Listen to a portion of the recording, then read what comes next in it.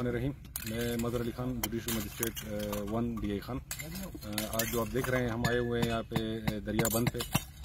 यहाँ पे 62 नंबर मुकदमा है ڈیرہ टाउन पुलिस स्टेशन का, जिसके मुख्तलिफ मुलज़िमान से ये तकरीबन कोई 1900 या 1900 से ज़्यादा की शराब की बोतलें बरामद हुई थी। इस तरह आप कैन्स देख रहे हैं पीछे, ये कैन्स भी बरामद हुए थे। तो आज हम इसकी तल्फी करने के लिए आए हैं। इनके बाकायदा हमने सैम्पलिंग कर ली, जो कानून के तहत वो सैंपल हमने इनके अलग कर लिए हैं और उन सैंपल्स को हम कोर्ट में जो शहादत के लिए उसमें हम पेश करेंगे एग्जीबिशन में। बकाया जो जितने भी माल मुकदमा है उसको आज हम यहाँ पे तलब कर रहे हैं। तो ये आज तल्फी की प्रोसीडिंग्स है जो आपके सामने चल रही है।